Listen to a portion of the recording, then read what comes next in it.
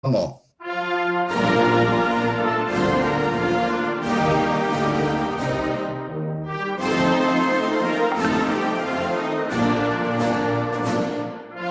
no pasa nada, ¿eh? Tranquilo.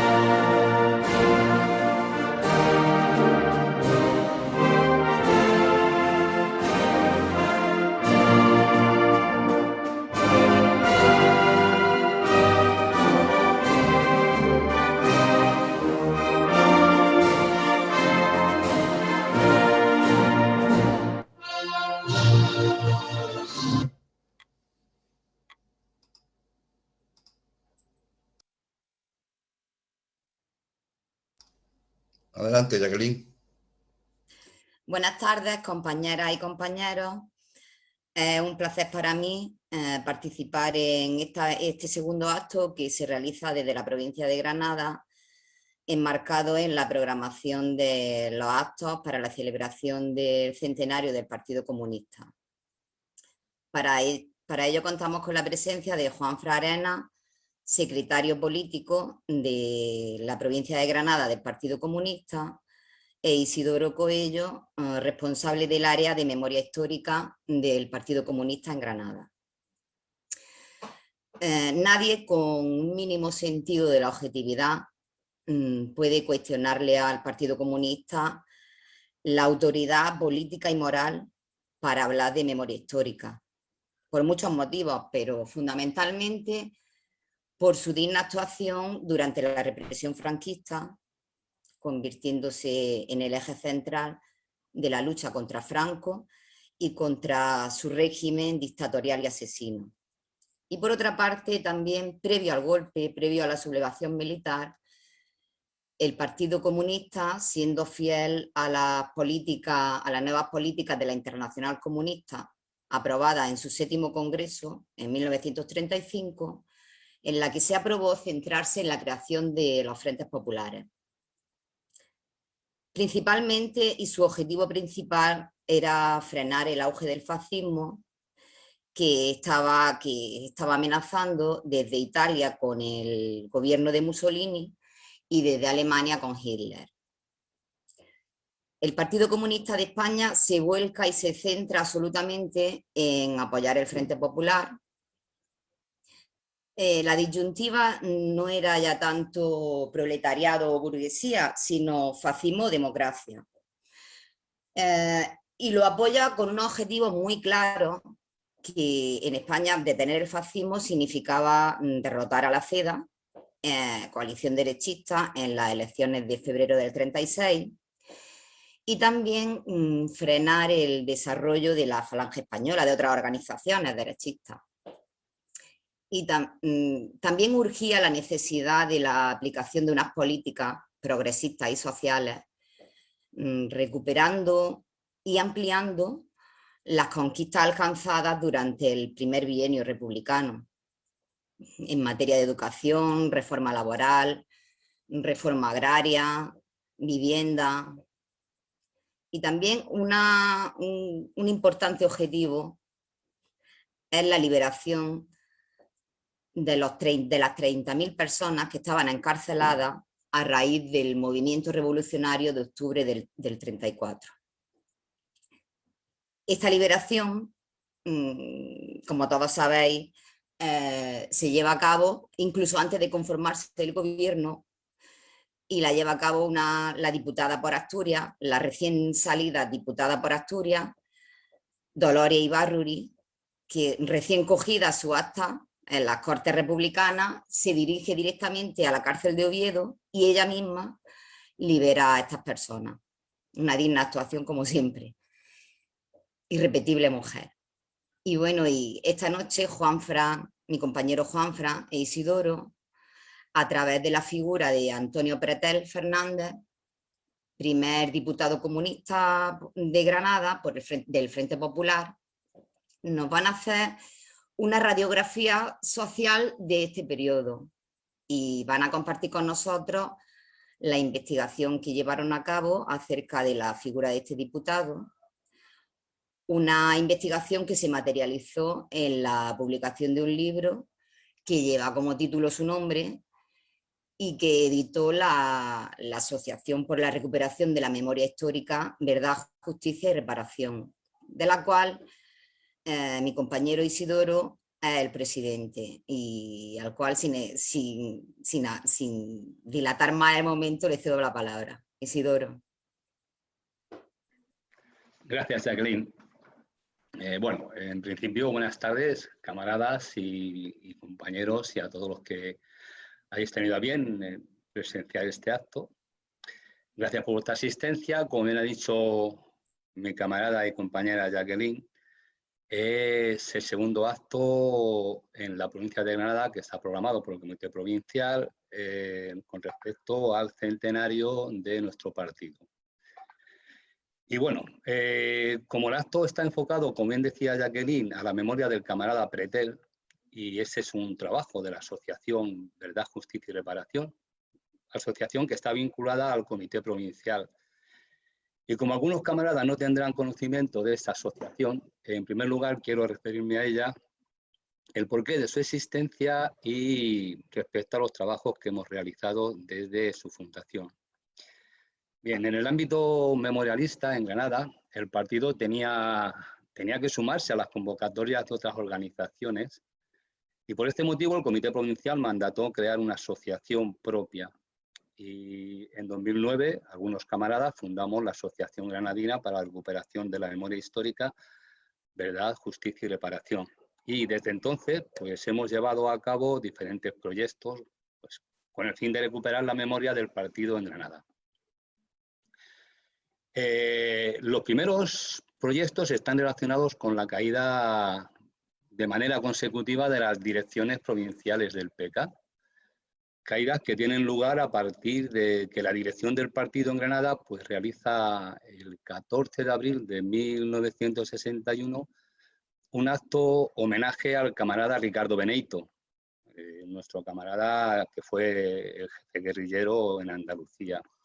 Este acto consistió en colocar en su tumba, en el cementerio de Granada, una corona y una cinta con los colores de la bandera republicana. Bien, esto permitió a la policía la identificación de los camaradas que fueron detenidos y encarcelados. Estos trabajos de la asociación consistieron básicamente en la recopilación oral y posterior transcripción de estos procesos en voz de los propios camaradas que sufrieron detenciones y encarcelamientos. Otro motivo que consideramos de interés o que se consideró de interés está relacionado con la participación del partido en las luchas obreras y antifranquistas en la provincia de Granada.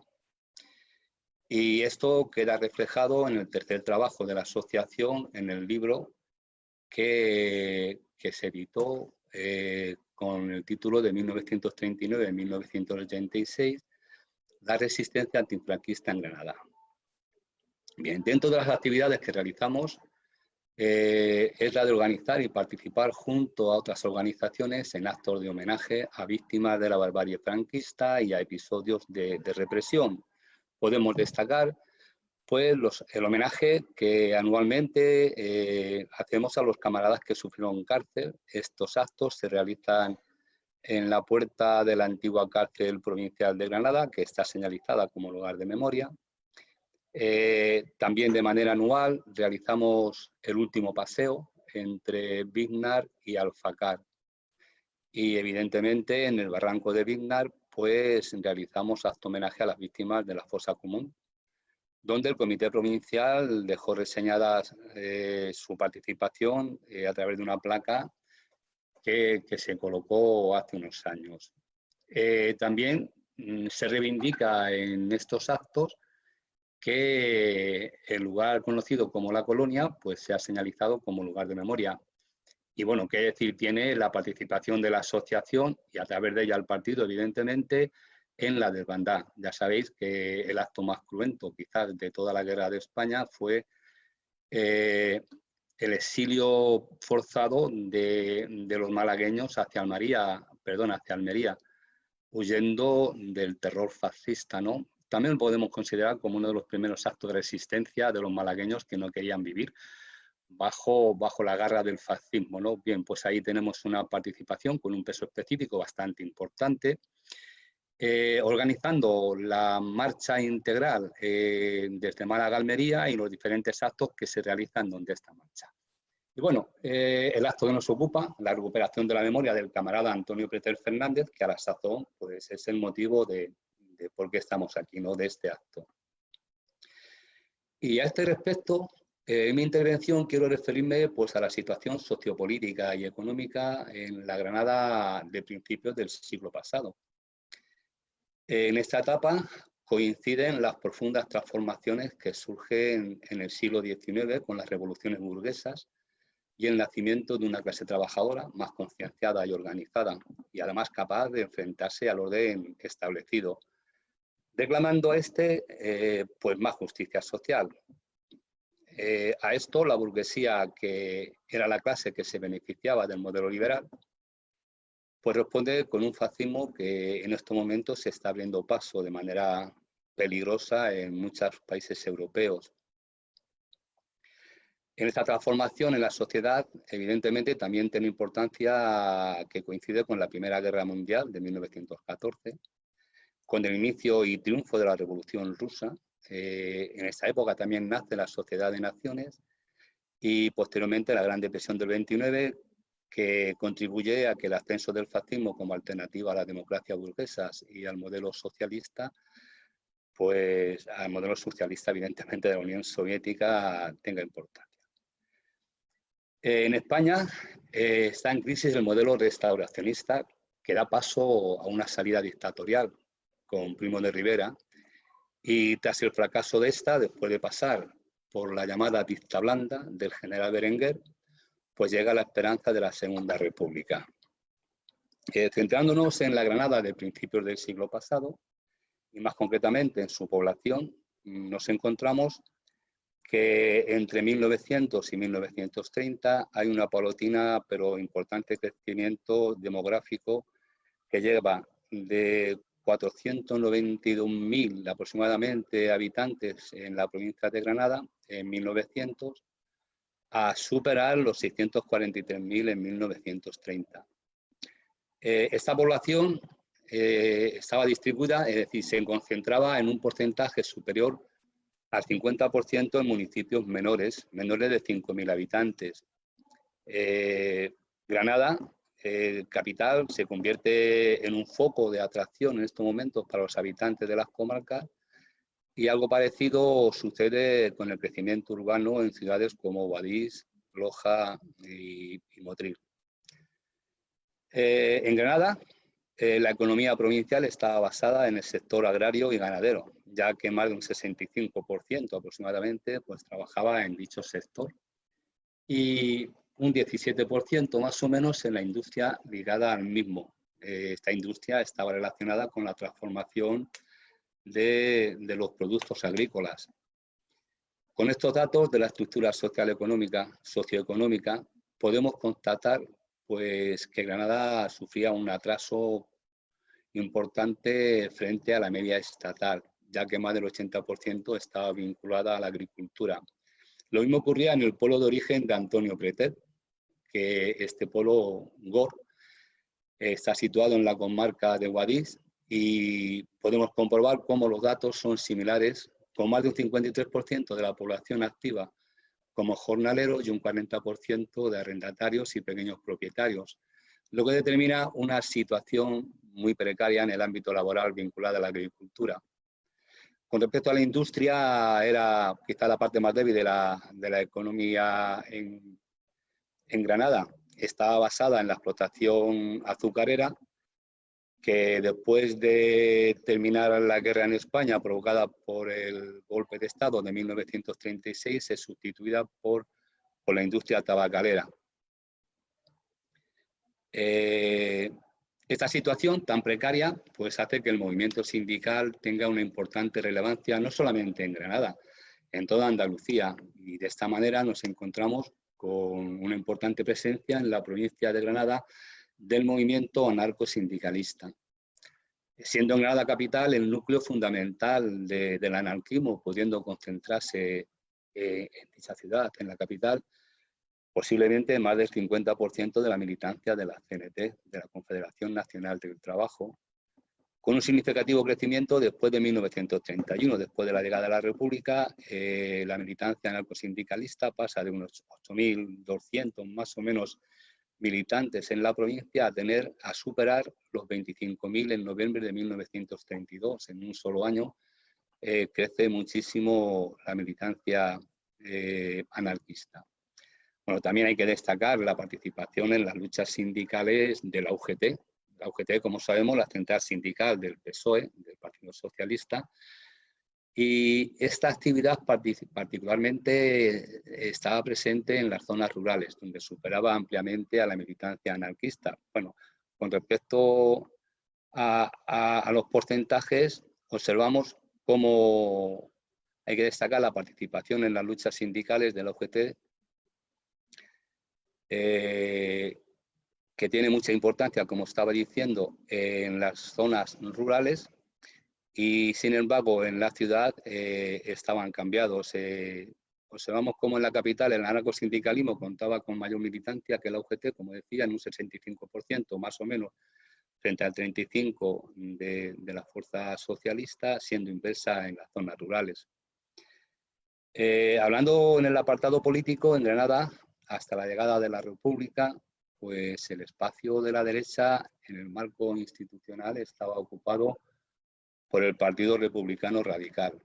Organización esta pues que termina derivando en la CEDA, junto a otros grupos de derechas como Acción Popular, organizaciones empresariales y organizaciones vinculadas al catolicismo granadino, con una importante aportación propagandística en la que destaca, y creo que sigue destacando, el diario Ideal.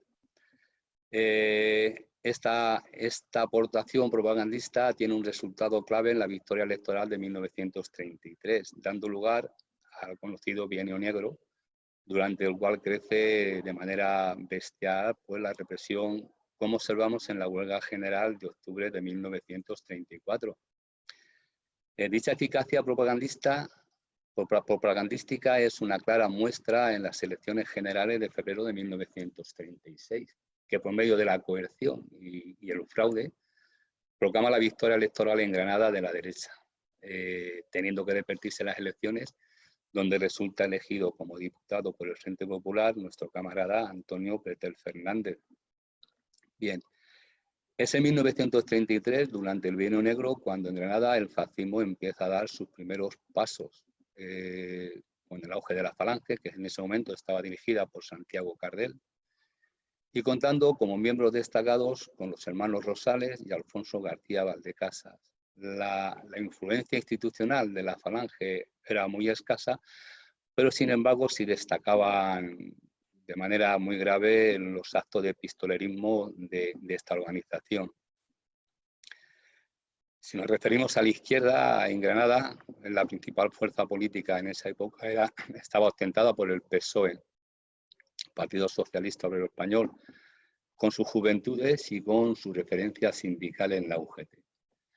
No voy a hablar del Partido Socialista porque no es el caso, pero sí creo importante a este respecto la mención sobre el Partido Socialista en Granada, al igual que en el resto del país, de la colaboración socialista con la dictadura de Primo de Rivera, pactada por el general con Alfonso XIII, con el fin de paliar la crisis que vivía pues, el modelo político de la restauración borbónica, etapa en la que el PC, recién constituido, pues se debate en la clandestinidad tras haber sido ilegalizado.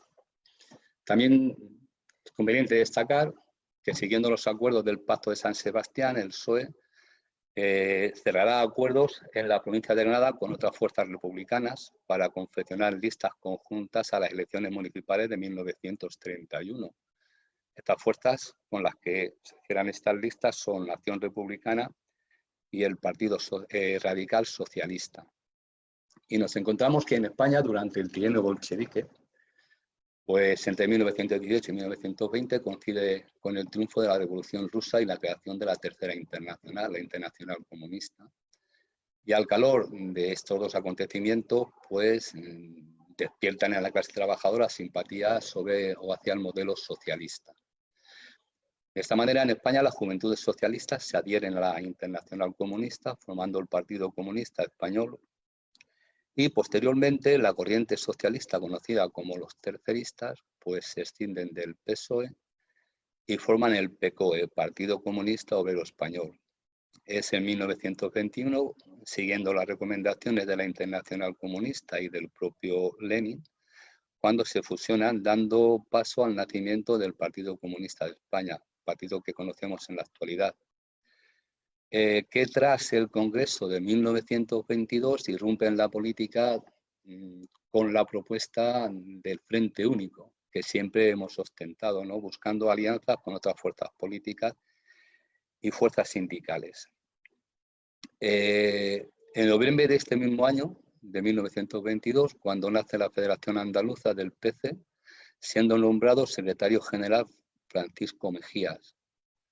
En la provincia de Granada, no es hasta finales de 1931 cuando el PC empieza a dar sus primeros pasos, con una militancia muy escasa, muy reducida, aproximadamente unos 100 camaradas. Y no es hasta el golpe de Estado del 36 cuando se produce un importante crecimiento y superando los 2.000 militantes en Granada. En sus inicios, el PC granadino tiene sus dos núcleos más importantes en Granada ciudad y en Maracena. Y a partir de 1933, durante el gobierno cedista, se incrementa su militancia extendiéndose en Caniles, Baza, Guadix, Benalúa y Motril, y fortaleciéndose en la Vega de Granada, especialmente en Pinos Puente, Santa Fe y Atarfe, pudiendo constatar pues, alrededor de unos 40 núcleos en la provincia, siendo especialmente activos Granada, Maracena, Ignayor, Illora y Pinos Puente. En ese momento los dirigentes del partido se podían encontrar entre ellos pues, obreros dedicados a la agricultura, al campo y obreros del comercio, como también encontramos camaradas del mundo intelectual como son Eufrasio Martínez, que era periodista, y el propio Antonio Pretel, que era abogado. En las elecciones a Cortes de 1931 es cuando se encuentran los primeros informes de una candidatura comunista en Granada, encabezada por los sevillanos José Bullejos Sánchez y Manuel Adame Misa, obteniendo unos resultados que bueno, eran puramente testimoniales. Para la responsabilidad del partido en Granada, en ese momento el Comité Central designa al camarada Manuel Delicado. Y en cuanto a la militancia sindical de los comunistas en Granada, pues indistintamente se militaba entre la CNT y la UGT. Y es en diciembre de ese mismo año cuando se constituye la primera agrupación del PC y de las Juventudes Comunistas en Granada. En 1932, siendo un partido relativamente muy frágil, muy débil en Granada, hay que destacar la importante participación en la convocatoria de huelga general. Después del intento de golpe de Estado del general Sanjurjo, en agosto pues, participa muy activamente en la organización y proclamación de la huelga general. En 1933 pasa a formar parte del PC el Partido Social Revolucionario, del que procede el camarada Eufrasio Martínez. Ya he dicho antes que era periodista, trabajaba en el Defensor de Granada y que tras el golpe fascista de 1936 abandona la pluma y agarra el fusil. Cambia la pluma por el fusil, llega a alcanzar la graduación de teniente en el Ejército Popular y pierde la vida en el frente de Albuñol el 31 de agosto de 1937.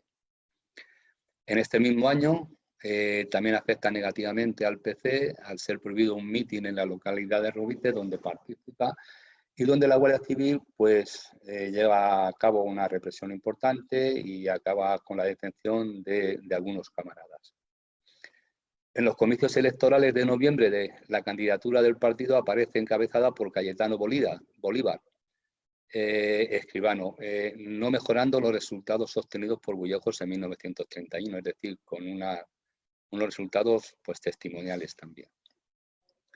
Es a partir de las elecciones de 1933 cuando la militancia comunista entra en un periodo de mayor actividad política, pero tras la victoria de la derecha el PC sufre una durísima campaña muy represiva que se mantendrá durante todo el Bienio Negro, siendo detenidos prácticamente uno detrás de otro por la totalidad de sus dirigentes.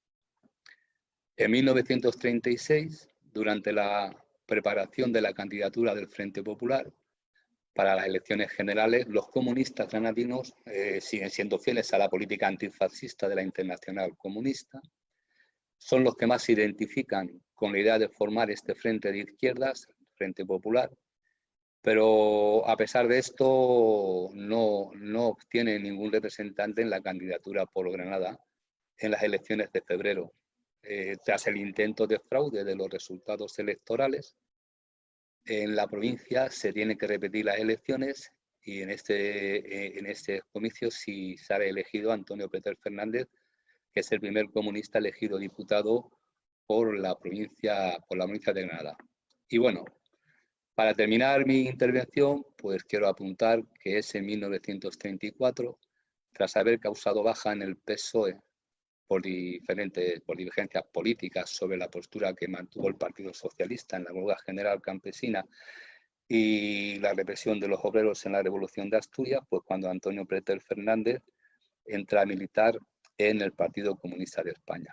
Bueno, he intentado hacer un recorrido de la situación sociopolítica en la Granada de principios del siglo, cómo estaba la situación laboral, la situación sindical, la lucha sindicales, la influencia política de los diferentes partidos en esa época y bueno, y sin más deciros que sobre este libro, La memoria de Antonio Pretel Fernández, lo presentamos a principios del año pasado, creo que fue, teniendo una importancia bastante considerable y que hemos tenido que anular las diferentes programaciones que teníamos preparadas por el tema de la alarma sanitaria, ¿no? Deciros que cuando esto pase, pues seguiremos con las presentaciones de dicho libro. Y sin más dilación, pues paso la palabra a Jacqueline y que ella continúe con el acto.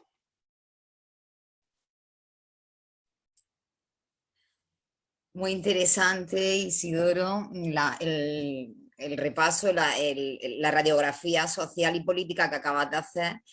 Y yo le voy a pasar la palabra a Juanfran, que siga él con la ponencia, haciéndonos partícipes de esta investigación que llevaste a cabo de este libro, que la verdad que a mí me ha gustado bastante. Juanfran, cuando quieras.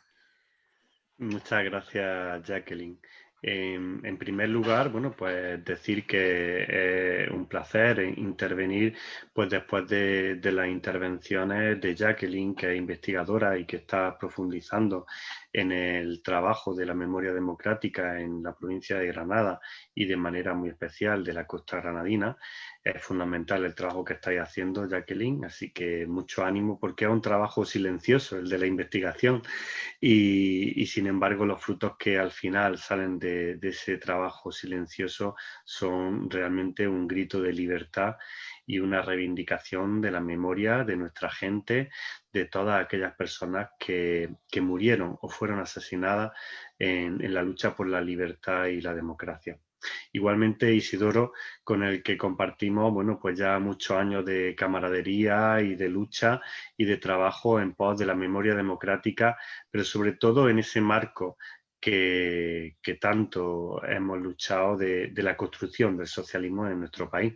Sabemos que la cuestión no es fácil, pero sin lugar a dudas, hoy vamos a hablar del primer diputado comunista por el Frente Popular que en el año 36 pisa el Congreso, y hoy también podemos hablar de la primera vicepresidenta del Partido Comunista de España en el marco de otro gran frente popular que es Unidas Podemos, en la reivindicación de una España diferente, en la reivindicación de la transformación social de nuestro país en favor de la mayoría social. O sea que estamos en un marco inigualable, con unas situaciones a veces similares, pero seguro que cómo se desenvuelvan los acontecimientos será muy diferente, pero muy similares, con el fascismo llamando a la puerta, con políticas de fractura en nuestro país, y que sin embargo nosotros queremos ser ese pegamento que una fuerte y que sea capaz de construir un futuro mejor para la mayoría social y para la clase trabajadora. Bueno, y ahora voy a compartir pantalla porque, bueno, ya sabéis los defectos profesionales o vicios profesionales, y me gusta poder visualizar las cosas que os voy a ir explicando. Así que a través de esta presentación voy a ir realizando la explicación del papel de este personaje, con el que, bueno, no tuve la oportunidad de conocerlo, ¿no? Pero con el que me siento vinculado precisamente por la responsabilidad que ejerzo como secretario provincial del Partido Comunista de España en la provincia de Granada. Y Antonio, pues, ejerció esa misma responsabilidad, igual que después de él hiciera Ricardo Benito o hicieran muchísimos otros camaradas que han puesto lo mejor de sí mismos por la clase trabajadora de nuestra provincia, por mejorar las condiciones de vida y por intentar crear un futuro mejor para todos y para todas. Antonio Pretel, lo primero que vamos a hacer es ver un poco los aspectos que vamos a desarrollar. En primer lugar, los orígenes de Antonio, de dónde proviene, su juventud, su vinculación al PSOE y la UGT, el periodo de la República, su entrada militar en el Partido Comunista de España, la etapa del Frente Popular y su elección como diputado en Cortes Generales, el periodo duro, periodo de la guerra y la situación del exilio, y el intento que en los años 70 hizo de volver a su tierra, Granada, a la que desgraciadamente, pues bueno, no pudo regresar por algunas situaciones que comentaremos más adelante. Bueno, pues lo había comentado Isidoro, esto es Gor, el pueblo de origen de Antonio Pretel, donde nació en el año 1901. Como veis, es un pueblo muy chiquitito. Es un pueblo que actualmente, bueno, pues no creo que llegue a los 1000 habitantes. Un pueblo agrario de la comarca de Guadix-Baza, está ahí a mitad de camino, más cerca de Guadix, pero muy cerca también de Baza, y con un ámbito, como podéis observar, de almendros, olivos y también zonas cerealísticas. Una población humilde, y Antonio nace en el seno de una familia que podemos decir que es acomodada, que posee tierras, que posee un molino y que tiene los elementos para tener una vida cómoda. Y de la misma manera, y precisamente debido a eso, Antonio, pues una vez que ya sea mozuelo, como decimos por aquí, tendrá la oportunidad de irse a continuar sus estudios en el bachillerato y después más adelante en la universidad a la ciudad de Granada, ¿no? La capital provincial. Pero bueno, sus orígenes son unos orígenes, bueno, pues de una familia que podemos decir burguesa, acomodada, por lo cual Antonio pues no va a tener carencias, va a convivir en su pueblo, con sus primos, con su familia, donde hay situaciones de las más diversas, y irá tomando conciencia progresivamente, no solamente a través de las realidades que él vive y que ve en su pueblo, un pueblo rural, un pueblo bueno, muy vinculado a la agricultura, lejos de las grandes capitales, y podrá ir tomando conciencia en ese ámbito, pero también después en el ámbito universitario, donde sin lugar a dudas pues tendrá la oportunidad de conocer a personas muy influyentes de la sociedad granadina y especialmente de la izquierda granadina, teniendo en un determinado momento un acercamiento y un comienzo a participar en el ámbito de la masonería granadina en una de las logias que hay en la capital. Algo que en aquella época era muy frecuente. Se me ha ido la presentación, pues ya sabéis, estas son las cuestiones del directo, porque le he dado el botón incorrecto, así que un segundito que vuelve enseguida. Bien, ya está aquí.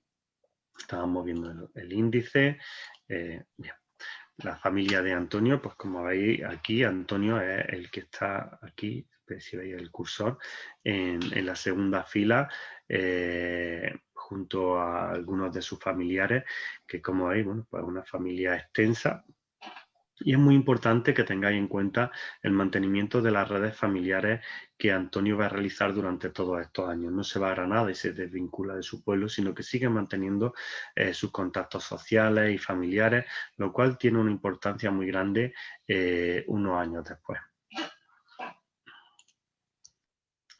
Aquí tendríamos lo que llamamos un pequeño eje cronológico, unos pequeños datos biográficos a través de los cuales podemos ir siguiendo la vida de Antonio.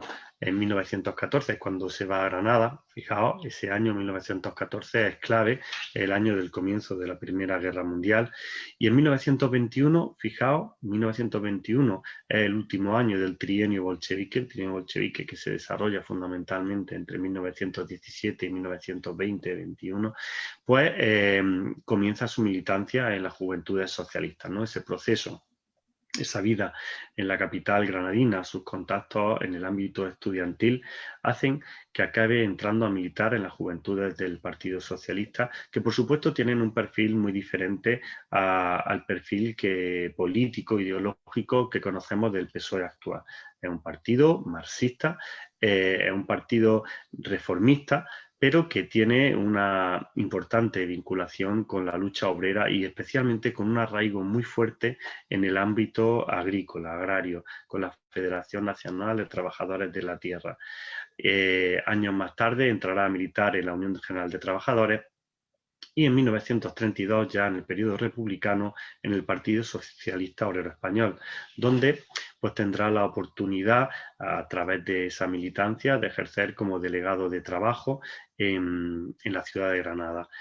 Bueno, en la provincia de Granada, donde es famoso precisamente por su vinculación a la lucha obrera, por su vinculación a la búsqueda de resolución del conflicto político de una forma pacífica, pero de una forma también favorable a los trabajadores y trabajadoras del campo y de las pequeñas industrias granadinas que se ven en una situación de presión muy importante. El conflicto laboral en los años 30 va incrementándose de manera notable y Antonio, en su trabajo como delegado, va a intentar implicarse para defender los derechos de la clase trabajadora. Su implicación va a continuar precisamente con su intento de trabajar en la línea que en 1934 se abre con la Revolución de Asturias, con ese intento de subvertir la situación que está viviendo la República ante la toma del poder democráticamente por parte de la CEDA y del Partido Radical Republicano, que lleva a una paralización de todos los procesos de reforma y de cambio que la República en el bienio progresista había comenzado a desarrollar. Por ejemplo, y por eso, y vuelvo al ámbito agrario, la reforma agraria que inicia la República en el marco del bienio progresista era fundamental. Y lógicamente en esta situación Antonio le cuesta mucho trabajo comprender cómo es posible que el Partido Socialista y la propia Unión General de Trabajadores no se haya implicado de manera mucho más fuerte, de una manera mucho más contundente en ese intento insurreccional que intentaba devolver a la clase trabajadora los derechos conquistados durante el bienio progresista y, por supuesto, seguir avanzando hacia una nueva situación. Pero la realidad es que el PSOE, excepto su implicación en Asturias, de manera puntual se va a implicar en algunos lugares, y en el caso de Antonio, precisamente por esa implicación, por su vinculación al ala más izquierdista del Partido Socialista, acaba siendo detenido y encarcelado.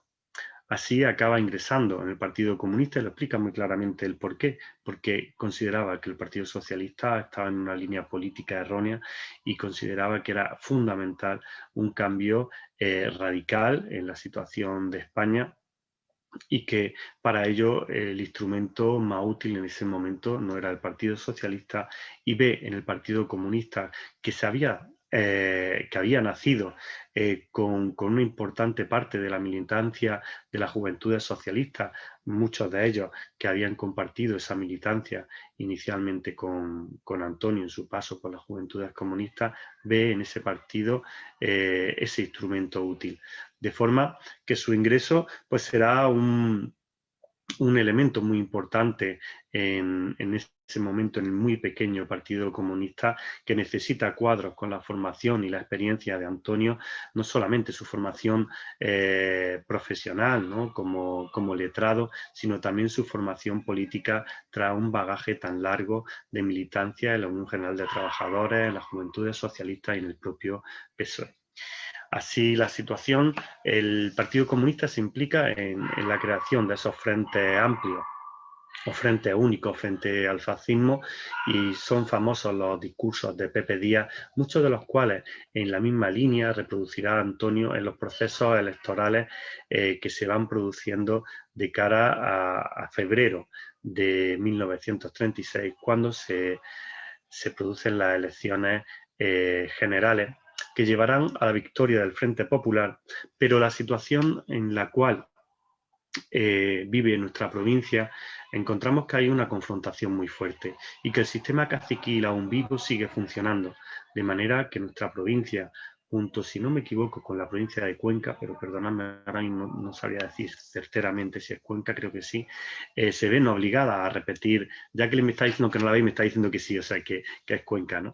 Se verán obligadas a repetir las elecciones. En un primer momento, Antonio Pretel no forma parte de la candidatura del Frente Popular en el mes de febrero, pero 2 meses más tarde sí que formará parte de la misma, pero es igual que perteneciera o no perteneciera, porque el Partido Comunista y el propio Antonio se habían implicado al 100% en esa campaña, porque estaba muy clara, la disyuntiva era muy clara: o democracia o fascismo, ¿no?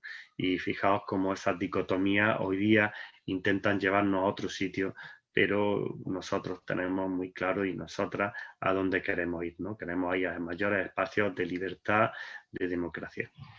Así, tras la repetición de las elecciones, pues Antonio Pretel tendrá el privilegio de llevar a los comunistas y las comunistas granadinas por primera vez al Congreso de los Diputados, donde entrará a formar parte de un grupo parlamentario pues realmente selecto, ¿no?, con Dolores Ibarruri y con otros compañeros y compañeras, camaradas, que habían sido referentes de la lucha obrera en sus lugares de procedencia. Entre ellos también Santiago Carrillo, que había hecho un recorrido muy similar al que hizo el propio Antonio, ¿no?, desde las Juventudes Comunistas hacia el Partido Comunista de España.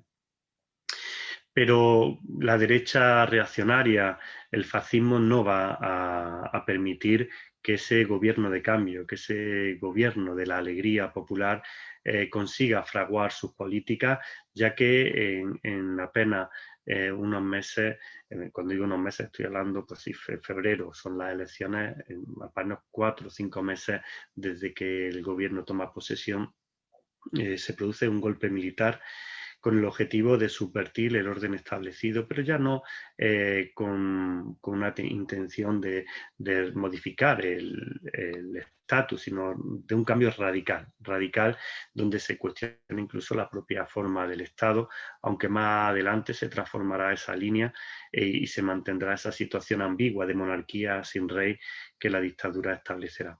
El estallido de la guerra civil en Granada le pilla a Antonio en nuestra provincia y va a jugar un papel muy importante en ese intento de armar al pueblo. Los debates que se producen, y es muy interesante el documento que en el apéndice documental que va en el librito que ha publicado la asociación, en ese apéndice documental, ese documento que se llama Héroes y Mártires de Granada, Héroes y Mártires de Granada, escrito por Antonio Pretel, pero ya en el exilio en Moscú, pues en ese documento podéis encontrar esa visión que Antonio da del momento. Unas autoridades republicanas y socialistas que no se atreven a tomar medidas contundentes cuando ya las fuerzas están acuarteladas, que tardan unos días más que en el resto de España, pero las fuerzas militares, especialmente los mandos, tienen muy claro cuál es el objetivo a cumplir, que es el derrocamiento del sistema democrático de la Segunda República Española. Y simplemente están aclarando un poco la distribución del poder interno, pero ya en las puertas de los cuarteles falangistas y otro tipo de fuerzas de la ultraderecha granadina están a disposición de las mismas para el momento que se vea conveniente acabar con la autoridad pública y democrática de la República.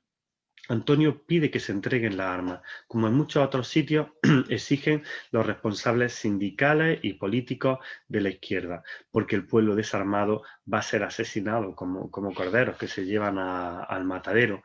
Y sin embargo, es fundamental que las armas en disposición del gobierno civil pudieran pasar a la población, a las fuerzas sindicales y políticas que podían crear milicias para defender las instituciones democráticas.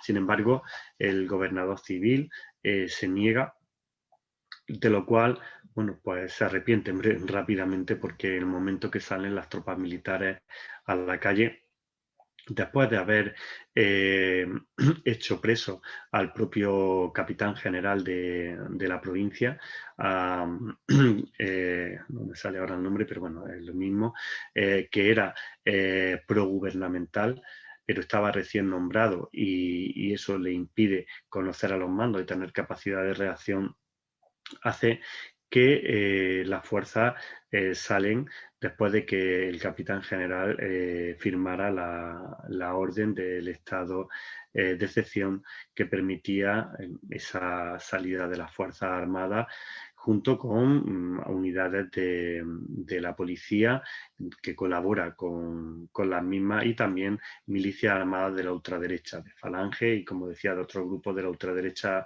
que en Granada siempre ha habido variedad abundante. Así que estamos en ese momento. Por eso decía, voy a avanzar respecto al eje cronológico. Decía que es muy importante, aquí tenéis algunos hechos más hasta el final de su vida y una foto de su matrimonio, ¿no? Como decía, la guerra civil es muy importante, los lazos que Antonio mantiene con su comarca, con su familia, con su entorno natural. ¿Por qué? Pues porque Antonio va una vez que fracasa sus intentos de que Granada aguante, va a su comarca, va a Gor, va a su pueblo, se pone en contacto con sus primos, con sus vecinos, con todas las fuerzas que en ese momento en la comarca podían hacer frente a esa sublevación militar que ya se había apoderado de la capital de la provincia y también de la ciudad de Guadix, capital comarcal de ese entorno, ¿no? Así que Antonio va a ser una persona fundamental en la recuperación de Guadix. Igualmente, Antonio viaja a Almería, donde con el acuerdo de las fuerzas republicanas y con una actriz que en este momento empieza a jugar un papel muy importante, Lina Odena, van a encauzar la resistencia, el intentar recuperar el poder en la provincia de Granada. En un primer momento, con la toma de Motril, donde algún pequeño buque de la Armada, junto con tropas y milicias procedentes de Málaga y de Almería, van a conseguir recuperar dicha ciudad. Y por otro, en ese intento de recuperación y consecución está Lina Odena y Antonio Pretel como dirigente desde Almería en todas las maniobras que llevan a la recuperación de esos espacios de la provincia de Granada. Igualmente se está planificando la recuperación de la capital de la provincia en esos primeros meses de guerra y, lógicamente, Guadix es un punto fundamental. Así, la toma de Guadix, la recuperación de la ciudad por parte de las fuerzas democráticas es muy costosa y el propio Antonio Pretel es herido en la toma de la ciudad. La toma de Guadix, en la cual van a colaborar fuerzas republicanas procedentes de Almería, las fuerzas que venían de la zona de Levante todavía no habían llegado y fundamentalmente milicias ciudadanas son las que consiguen arrebatar a la Guardia Civil y la fuerza de la ultraderecha la ciudad del norte granadino. Y Guadix era el paso para ir hacia Granada.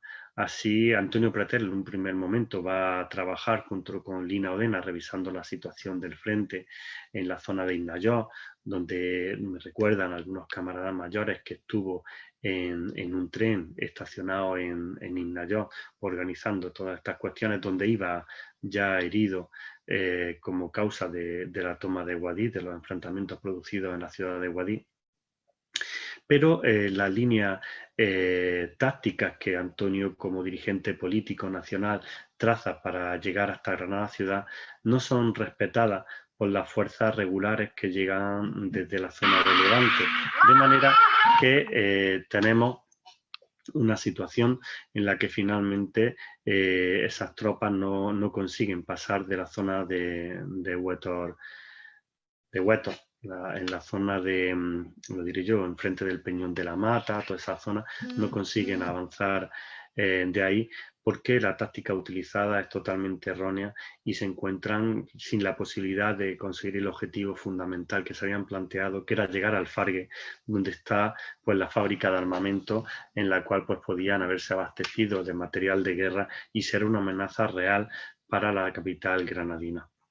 Algo que hubiera sido fundamental y hubiera sido básico en el desarrollo de la guerra en nuestra provincia, pero que en ese momento, pues, la falta de flexibilidad y la falta de conocimiento del entorno que las tropas regulares republicanas tienen al llegar a nuestra provincia impide un mejor desenvolvimiento o desarrollo de los acontecimientos bélicos.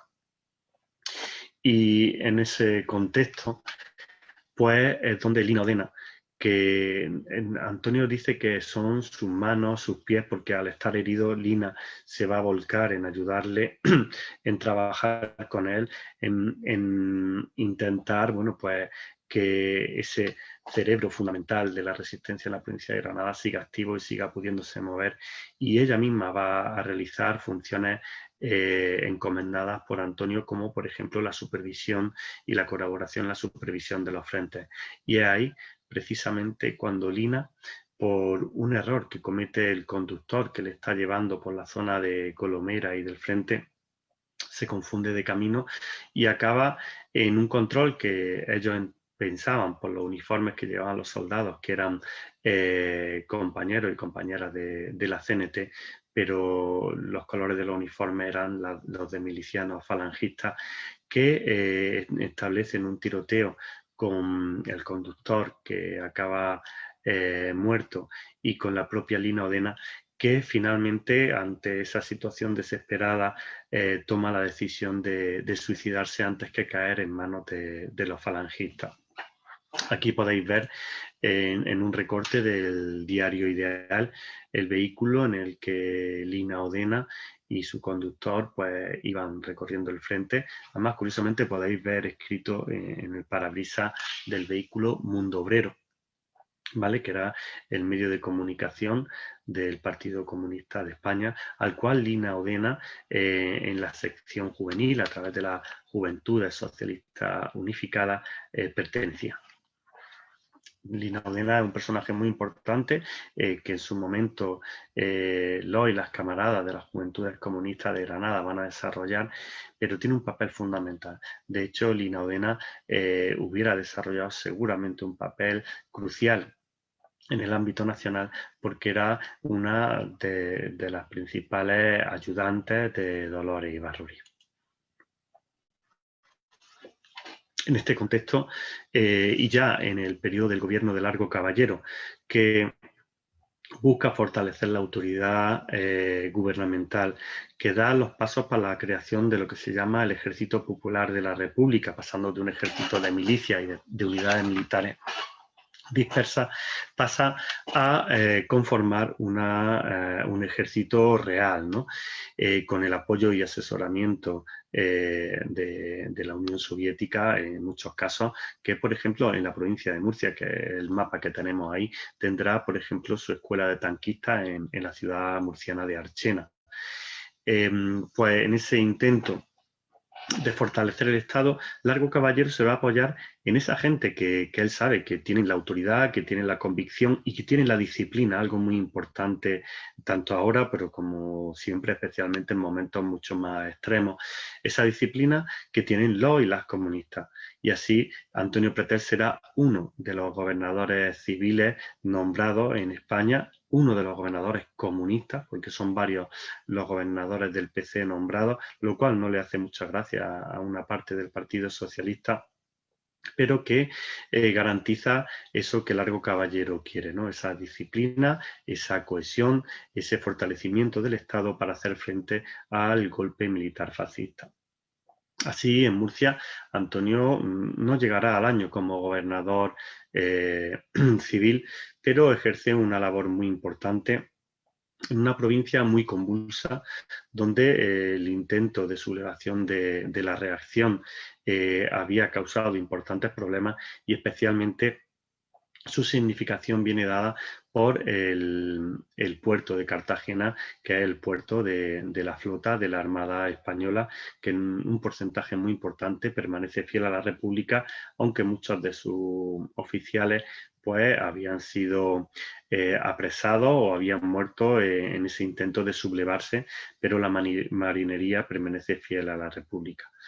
Bien, pues los conflictos internos dentro de la República, que son una constante, llevarán a algo que vamos a ver a lo largo de todo el proceso bélico, la alianza entre anarquistas y socialistas para intentar orillar, apartar a los cuadros comunistas que ejercen posiciones de importancia o de poder. El Partido Socialista consideraba que le correspondía ese gobierno civil a un dirigente de su partido y junto con los anarquistas van a propiciar el relevo de Antonio Pretel, el cual por la derecha es acusado, pues como en todos los casos, ¿no? Que ya los conocemos, ¿no? De ese terror rojo. Y sin embargo, a día de hoy, a pesar de los juicios abiertos por el propio régimen franquista, aunque fuera en ausencia de la persona enjuiciada, no pudieron dar ni una sola prueba de todas las acusaciones que en medios de comunicación y otros ámbitos habían vertido hacia Antonio Pretel en su periodo de gobernador civil de Murcia. Tras su paso por el gobierno civil, él sigue ejerciendo su responsabilidad como militante comunista, entrará a formar parte del Comité Central del Partido Comunista de España y también seguirá con su actividad de parlamentario, participando en Sabadell, creo que era Sabadell, en una de las pocas reuniones que el Congreso de los Diputados mantiene en estos momentos.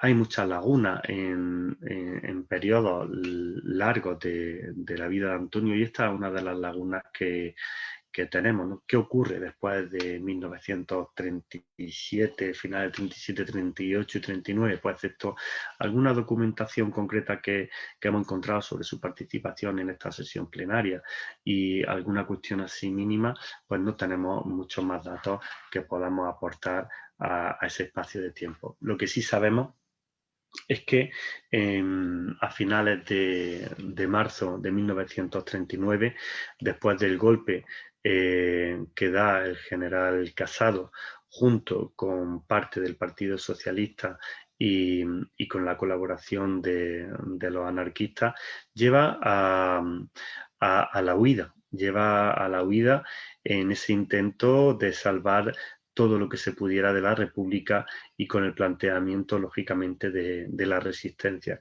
Pero la situación había dado lugar a que salvar la vida fuera algo fundamental, porque el primer carácter que tiene el golpe de Casado es un carácter anticomunista, como para simpatizar con las fuerzas que después, sin ningún tipo de diferenciación, van a asesinar a todos aquellos que habían trabajado por la República y por la democracia en nuestro país.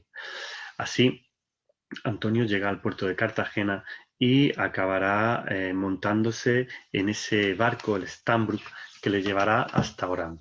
Y quería leer un par de fragmentos que tenemos en el libro sobre el Stambrook y la llegada al puerto de Cartagena, algo que tiene que ser realmente dramático, ¿no? Miles de personas intentando huir de la muerte, directamente así, porque está claro que la fama que habían ganado los sublevados de terror, la fama que habían ganado de salvajismo y crueldad, la tenían bien ganada, como después se demostrará en los campos de concentración, en donde mucha de esa gente que huía hacia los puertos de la zona de Levante acabarán siendo confinados, como el de Albatea, por ejemplo.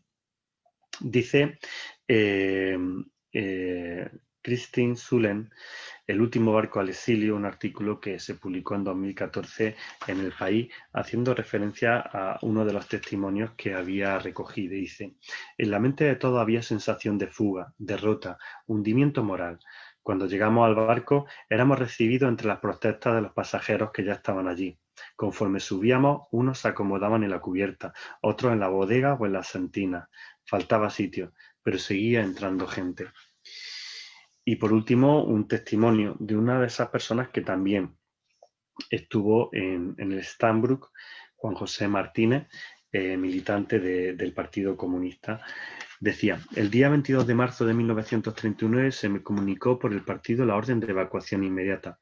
Marché a Alicante, donde progresivamente fueron llegando camaradas, entre ellos un camión de camaradas cartageneros y del Comité Provincial de Murcia, con Bailló al frente. El día 25, el comarcal de Cartagena estaba casi al completo de Alicante. El día 28 repartí los pasaportes y nos fuimos al muelle. La gente llega sin parar, es un verdadero río humano. Embarcamos en un buque llamado Stambrook. Por fin, a las 11 de la noche soltamos amarra y empezamos a navegar, unánimemente, sin previo acuerdo, como himno de lucha, de firmeza, de temple y esperanza de miles de pechos, salieron con energía las notas de la Internacional. Ese barco les llevó a Orán, que era parte de las colonias francesas, y los refugiados españoles fueron tratados, pues como todos los refugiados de toda la guerra, no fueron tratados bien, se veían como un peligro, como una amenaza, y ahí tenéis una foto de guardias franceses en Orán y los refugiados y refugiadas españolas pues detrás de la alambrada. Cuenta María Luisa Pretel que junto con su madre, la esposa de Antonio, también huyen a Orán. Ella acabará naciendo en Orán. Nos contaba cómo su madre le había referido, ¿no?, esa situación en la que se encuentran y que tienen la suerte de poder bajar del Stambrook gracias a que su madre iba embarazada de ella. Si no, pues hubiera tenido que permanecer días en el barco esperando a que las autoridades francesas autorizaran la bajada de los refugiados del mismo. Situaciones muy similares a las que hoy conocemos. Antonio y su familia van a ser reclamados por el Partido Comunista Francés para que puedan exiliarse en la URSS. La URSS, un país amigo de la Segunda República Española, que le ayudó con asesores, con material. Es también un país de acogida, como lo es Francia, como lo es México, como lo son muchos países del mundo que se acercan a la República mostrándole la ayuda que en esos momentos está a su alcance. Y una de esas ayudas es la acogida, en primer lugar, de los niños. Son muy famosos los niños que van a Moscú o a Francia. Comentar simplemente que tuve la oportunidad en un viaje a Moscú de compartir un rato de charla, ¿no? Y de convivencia con muchos de esos niños que ya son octogenarios y de los que cada vez van a quedar menos en el Centro Español de Moscú, que no es un ámbito institucional, sino que es un ámbito que montaron los exiliados españoles en la capital soviética. Pues tuvimos una oportunidad de compartir experiencias de aquellos tiempos y ellos te contaban eso, pues lo raro que se sentían, pero como estaban entre tantos niños, pues estaban contentos. Pero claro, la situación cambiará cuando en la Segunda Guerra Mundial pues les lleve a pasar grandes penurias y se vean obligados a trasladarse de los sitios en los que en un primer momento son establecidos. De hecho, Antonio Pretel, una de las primeras misiones que tiene en Moscú, donde sigue vinculado al partido y se pone a las órdenes de Pepe Díaz, es precisamente buscar el mejor alojo posible para todos los exiliados y exiliadas españolas que van llegando a la Unión Soviética. Podría buscar algunos datos, por ejemplo, en el caso de andaluces son 175 andaluces y andaluzas los que van a la Unión Soviética, pero en total son en torno a 4.000 españoles y españolas los que van a la Unión Soviética como lugar de refugio, de los cuales más de 2.000 son niños y niñas. Y una de esas niñas de la guerra será María Luisa Pretel y después su hermano, ¿no? Damián, Antonio. La Segunda Guerra Mundial sorprende a todos esos exiliados sin patria y acogidos en la Unión Soviética. Y la situación se va a complicar muchísimo. El Partido Comunista de España, que sigue manteniendo su entidad, que sigue manteniendo su estructura, con Pepe Díaz a la cabeza, con Dolores Ibárruri, va a organizarse y ponerse a disposición del Partido Comunista de la Unión Soviética, que encuadrará a muchos de esos voluntarios y jóvenes españoles en unidades militares, como en la aviación, como por ejemplo pasa con Rubén, el hijo de Dolores Ibárruri, y en otro tipo de unidades. De hecho, una unidad específica que se crea para la defensa de Moscú cuando los alemanes están a apenas 80 kilómetros de la ciudad, está compuesta únicamente por españoles y uno de los espacios que defienden es el Kremlin.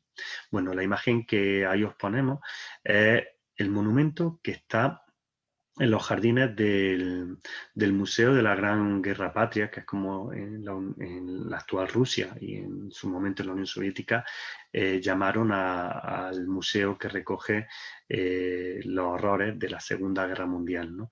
Entonces, es el único país que tiene un monumento específico y está dedicado a todos esos españoles y españolas que pusieron lo mejor de sí mismos, no solo en la lucha contra el fascismo en España, sino contra la lucha, o sea, en la lucha contra el nazismo y contra el fascismo también en la Unión Soviética, junto con sus hermanos y hermanas de las diferentes nacionalidades que convivían en la Unión Soviética. Antonio Pretel es uno de esos españoles que va a luchar. Y nos comenta María Luisa cómo ella pasa grandes temporadas sin saber nada de su padre y cómo acaba herido y acaba en un hospital algún tiempo. En algunas de las fotos que se conservan de Antonio, que no son muchas, podemos ver algunas condecoraciones militares. La investigación no está cerrada. Esperamos poder en algún momento, ya que tenemos contactos de familia de Antonio en Moscú, esperamos poder acceder a los archivos moscovitas que nos posibiliten seguir estudiando todo lo que Antonio hizo en su exilio moscovita. Algunas cosas sabemos. Como muchos y muchas españolas se convierten en traductores, especialmente en ese intento de llegar al mundo latinoamericano. Una vez terminada la guerra, normalizada la situación, la Unión Soviética sigue trabajando en la extensión de la revolución y va a crear una editorial específica, enfocada al mundo hispanohablante, y gente como Antonio Pretel y muchos de los exiliados y exiliadas españolas van a tener un papel fundamental. Y Antonio, junto a eso, también participará y colaborará en la agencia de noticias TASS de la Unión Soviética. Todos esos años que trabaja como periodista, bueno, pues no tenemos mucha información de él. Esperamos seguir avanzando en la recuperación de datos Y lo que sí sabemos que, bueno, pues su familia en el año 1953, una parte importante de su familia vuelve a España. Sabéis que en 1953 pues se fletan varios barcos desde la Unión Soviética para que todos y todas aquellas que quisieran volver a España, con la garantía del Estado franquista de que no le iba a pasar nada, cosa que no fue exactamente así, pues vuelven a España su mujer Ana y su hijo Antonio y María Luisa. Damián no quiere volver y se queda en la Unión Soviética con su padre, y más tarde María Luisa, que no se adapta a la realidad española, a la situación de control social completo, se vuelve a la Unión Soviética para seguir junto con su padre, donde desarrollará pues, diferentes estudios en la universidad y se licenciará en el ámbito de la historia. En estos momentos, Antonio pues, va a conformar también una nueva familia en la Unión Soviética, en Moscú, y bueno, pues hay una familia mixta moscovita, rusa, española, y después, más tarde, con Enrique y con Damián, también cubana. Es muy interesante, ¿no? Todos esos vínculos familiares que se unen en esa lucha por la construcción de ese mundo nuevo, y que son relaciones humanas, afectivas, una historia humana preciosa, ¿no? Con sus lados más positivos, más negativos, pero es una historia humana muy bonita, enmarcada en ese exilio tan duro, porque Antonio tiene claro que quiere volver a España. El documento que analizáis, que tenéis en el libro, es un documento que nos acerca a la realidad de la guerra civil, pero que se escribe en esos años 50 como respuesta a una petición por parte de Dolores Ibárruri de intentar que todas las personas que habían estado vinculadas al Frente Popular, desde el Partido Comunista a cargos de dirección, pues escribieran un poco cómo fue el golpe militar, qué ocurre en sus lugares de origen, y para de esa manera ir reconstruyendo la historia del contexto del golpe militar en España, y también con ello, lógicamente, la historia del Partido Comunista de España. Como sabéis, esa primera historia del partido es Dolores la que la impulsa, y los trabajos que se van recibiendo por parte de los camaradas. Bueno, pues esta es una imagen de Antonio en esa etapa de los años 40, como veis ya muy cambiado respecto a la que veíamos en la portada, que era la imagen con la que fue a la campaña del Frente Popular, y que después la veremos en múltiples carteles del grupo parlamentario del Frente Popular y del Parlamento tal y como se constituye en ese momento. Y aquí lo tenemos ya en un momento mucho más lejano, serán finales de los años 60, principios de los 70, con la hija de María Luisa, ¿no? con una de sus nietas, Susana, si no me equivoco, que vive en los Estados Unidos. Y bueno, pues el paso de los años es algo innegable, pero Antonio en su corazón no olvida España. Y los procesos de cambio que se están viviendo en España le abren la esperanza de poder volver a su patria. Así, cuando se inicia el proceso de la transición y los primeros españoles y españolas que habían defendido la República pueden volver con la garantía de no acabar directamente en la cárcel. Aquí tenéis una imagen que no es Antonio Pretel. Lógicamente, Antonio, cuando volvió a España, no fue rodeado de periodistas ni fue alabado en su llegada, ¿no? Como una persona humilde, sencilla, y que había jugado un papel de segundo o tercer nivel, no por ello menos importante, porque en la lucha todos y todas son muy importantes. Pues aquí tenemos la llegada de Rafael Alberti a España, un elemento tan simbólico, ¿no? Ese volveré a Granada. Hay algunas fotos también muy bonitas de cuando regresó a Granada, como él decía, ¿no? A la tierra de Federico García Lorca, de su amigo. Bueno, pues Antonio también quiere volver y lo intenta. En un primer momento, ante la falta de apoyo de su propia familia en España, con la que había roto los vínculos, ¿no? Tanto con su mujer como con su hijo Antonio, a las que les llega a escribir por una carta, bueno, pues en la que intenta pues que le faciliten la posibilidad de llegar a Granada, pues no lo consigue y se queda en Sabadell con gente de su pueblo y con algunos familiares. Como pues recientemente, pues estas cosas de la vida vía Facebook, pues se pusieron en contacto con nosotros, pues gente de GOR y nos estuvieron contando la historia. Por eso digo que las historias nunca son historias cerradas y seguiremos trabajando en ir desentrañando una vida de una persona sencilla como cualquiera de nosotros, pero en su vida se ve el terrible reflejo de unos años que marcaron la historia de nuestro país y que sin lugar a dudas, como sabéis perfectamente, tienen una incidencia muy concreta todavía hoy en nuestra realidad, ¿no? Y ese agitar el fantasma del comunismo, tendríamos que recuperar esas palabras de Marx y Engels en el Manifiesto Comunista, ¿no? De ser un fantasma recorre Europa y recuperar las palabras de Pablo Neruda que le añadía y nosotros le llamamos camarada. Así que, por mi parte, nada más que agradecer el trabajo que han hecho Paco Viguera, Isidoro Coello y mucha más gente para posibilitar dar a conocer la historia de Antonio, un trocito de nuestra memoria como comunistas, un trocito de nuestra memoria como luchadores y luchadoras por la libertad y que sin lugar a dudas forma parte de ese puzzle increíble que todavía queda por construir y que Jacqueline y mucha gente más está haciendo con un encono tremendo y que es fundamental vuestro trabajo, Jacqueline, así que mucho ánimo. Y ahora, bueno, pues dejar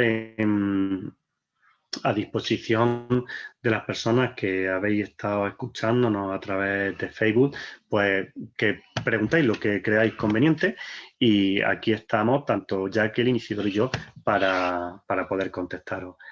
Muchas gracias y Jacqueline, tienes la palabra.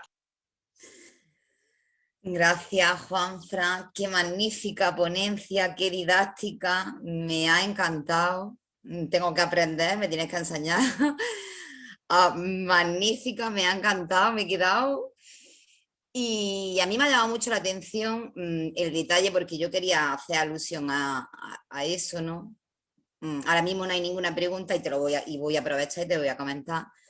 A la situación del 36, donde el Partido Comunista, que es una organización que siempre ha tenido un objetivo clarísimo, siempre y una estrategia de lucha muy clara, una línea muy clara, la similitud del momento del 36 con el Frente Popular y la actual, con la coalición que está gobernando. Muchas veces que se tiene crítica, tiene muchísimas críticas, pero yo creo que hay bastantes similitudes y quería comentártelo a ver qué reflexión tienes tú acerca de esto. Vamos a ver, la línea del Partido Comunista de España ha sido siempre esa misma, ¿no? El trabajo por la unidad, el trabajo por la cohesión de la clase trabajadora, porque es imprescindible, lógicamente, para llevar a cabo una transformación social. Así, en sus orígenes, el Partido Comunista pues va creando plataformas en diferentes ámbitos, siendo un partido muy pequeñito, con muy poca fuerza, pero sin lugar a dudas un partido que comenzará a ser referente primero por la formación de sus cuadros, por su disciplina, por su entrega, y van a convertirse en ejemplos para la clase trabajadora. Pero creo que es muy interesante y por eso os invitaría a que leyerais un libro magnífico de recopilación de los discursos de Pepe Díaz que hizo, si no me equivoco, fue la Fundación de Investigaciones Marxistas y que Paula Gardín, amiga y camarada del partido, fue partícipe en el mismo, en la selección de dichos textos, porque escuchar a Pepe Díaz es un auténtico placer. En esas llamadas, en esos mítines multitudinarios del Frente Popular y del propio Partido Comunista, esas llamadas a la unidad. Y lo decía muy claro, podremos tener todas las diferencias que queráis, pero no es el momento de discutirlas, es el momento de luchar contra el fascismo. Esas son las políticas de frente único que el Partido Comunista lanza, pero no es una cuestión del Partido Comunista de España, sino del comunismo en su amplia dimensión, porque yo no considero que el Partido Comunista de España, ni en Granada, ni ninguna otra cosa, sea una cosa aislada. Somos parte de un movimiento internacional en el cual, en ese momento, la Tercera Internacional manda unos mensajes muy claros y concisos. De hecho, la propia sustitución del secretario general del Partido Comunista de España, elegido en el cuarto congreso del mismo, José Bullejos, tiene mucho que ver con eso. José Bullejos no admite las políticas de Frente Amplio, se niega a aceptarlas y, lógicamente, la Tercera Internacional no puede permitirlo. Y un poco a la vieja usanza, se fue a un viaje a Moscú y cuando volvió había un secretario general nuevo que defendía esa política y esa era Pepe Díaz, que es magnífico. Y he podido leer algunos fragmentos de discursos de Antonio Pretel en la prensa del momento y eran muy similares. Esa llamada a la unidad, decía, camaradas comunistas, o sea, camaradas anarquistas, camaradas socialistas, todos juntos contra el fascismo. Hoy día esa llamada a la unidad la viene haciendo el Partido Comunista desde siempre, ¿no? En el exilio intentó crear plataformas donde todos y todas pudieran luchar unidos contra el fascismo, en la propia transición, pero constantemente desde una parte de la izquierda se han boicoteado ese tipo de actuaciones unitarias, siempre con mucho recelo hacia un partido que por su fortaleza, por su disciplina, por su unidad a la hora de actuar, pues levanta esos recelos, ¿no? Pero que tenía un deseo sincero de construir una alternativa real, como demostró muy claramente siendo el último apoyo del último presidente de gobierno que no era del Partido Comunista, que fue Juan Negrín, y que su propio partido tardaría decenios en volver a reconocerle y rehabilitarle como militante socialista. Lo hizo José Luis Rodríguez Zapatero, así que imaginaros si tardaron, ¿no? El Partido Comunista siempre ha sido leal a sus principios y a su compromiso. Y así, en esa lealtad y en ese compromiso, iniciaron diferentes procesos. Nos tuvimos que presentar, desgraciadamente, solo a las primeras elecciones generales, pero después fuimos buscando espacios donde seguir construyendo y así se impulsa esa primera coalición, pero que después se transforma en una gran plataforma político y social que es Izquierda Unida, y que durante mucho tiempo ha sido el referente de la izquierda transformadora española y que igualmente sigue siendo un instrumento útil y muy importante en la lucha para la transformación social en nuestro país. Pero hay que seguir avanzando y la generación de nuevos espacios donde Izquierda Unida y el Partido Comunista, desde su soberanía, su propia personalidad como organizaciones políticas, son fundamentales. Y así, de esta manera, se ha impulsado en coalición, en acuerdo con otras fuerzas políticas, espacios como el de Unidas Podemos. No significa que otras experiencias como el de Adelante Andalucía hayan sido negativas, porque hayan tenido conflictos internos. El conflicto es algo dialéctico, es algo normal dentro de la construcción social, dentro de la dialéctica social. Por lo cual, el avance en la unidad popular tendrá sus momentos de zozobra, pero seguro que tendrá momentos de éxito como los que estamos viendo en este momento, donde tenemos la suerte de tener un gobierno de progreso, donde hay una lucha muy importante interna y la podemos ver perfectamente, la lucha por una ley para los alquileres, la lucha por la reivindicación de la República, de valores que van intrínsecamente unidos al Partido Comunista y a ese espacio en el que nos movemos. Lógicamente, nuestro socio de gobierno y compañero de camino en este momento, pues hay cosas que no está dispuesto a admitir, pero tiene esas dos almas, ¿no? Esas dos almas que siempre han caracterizado al Partido Socialista, una muy conservadora y otra más progresista y cercana a esos postulados que el propio Pablo Iglesias, y me refiero a Pablo Iglesias Pose, defendió a finales del siglo XIX en la fundación del Partido Socialista Obrero Español. Así que eso es un poco como veo este proceso, ¿no? Que es simplemente un paso más que los y las comunistas damos en pos de la unidad de la clase trabajadora para que la mayoría social se vea beneficiada con políticas tan importantes como simboliza la aprobación de la ley de la eutanasia que hemos vivido muy recientemente. Gracias, Jacqueline. Aquí tengo un comentario de Luis Romero nos cuenta una anécdota que tuvo, haciendo alusión a Damián, el hijo de Antonio Pretel, y la quiere compartir con nosotros. Cuenta que tuvo una bronca con su padre porque con 13 años le dijo que tenía que volverse y él se fue a un meeting que iba a dar Damián. Y llegó tarde a casa y le dieron una bronca. Con 13 años tenía las cosas muy claras ya Luis Romero. Y tengo otro comentario aquí del compañero Paco Vigueras, coautor del libro, que yo también quería hacer referencia a, lo ponéis aquí magníficamente, cómo había un tribunal especial para la represión de la masonería y el comunismo. Yo la primera vez que vi un documento de este tipo me llamó mucho la atención. El especial interés en hacer un tribunal especial para la masonería y el comunismo, a la vez que también en el 47 se sacó el decreto ley para el bandolerismo y el bandidaje, cuando ya el eje central era, el núcleo central era totalmente comunista. Y bueno, y Paco Viguera que hace alusión a este tribunal y comenta que pudo comprobar que dice, he tenido el honor de participar en el libro sobre Antonio Pretel y pude investigar el expediente que le abrió el Tribunal de Responsabilidades Políticas que puso en marcha el régimen franquista. Pude comprobar que era considerado muy peligroso por ser gran orador y un hombre de acción. Como no pudieron detenerlo y fusilarlo, los fascistas hicieron una campaña de calumnia contra Antonio Pretel y ahora vuelven a intentar otra campaña contra el comunismo. ¿Qué te parece, Juanfran? Pues empiezo por Luis. Luis siempre ha sido un fenómeno. Todos los que tenemos la oportunidad de haber compartido con él pues muchos ratos, Luis es un camarada excepcional, militante de las Juventudes Comunistas desde muy chiquitillo y siempre diríamos heterodoxo. Heterodoxo es decir, una persona muy crítica, muy combativa y como no podía ser de otra manera en su propio ámbito familiar. Creo que como seríamos todos probablemente en nuestros propios espacios familiares, ¿no? Que es el primer espacio donde aprendemos la lucha, ¿no? Como los gatillos cuando se pelean entre ellos, aunque lo hacen con cariño para aprender más adelante a pelear de verdad.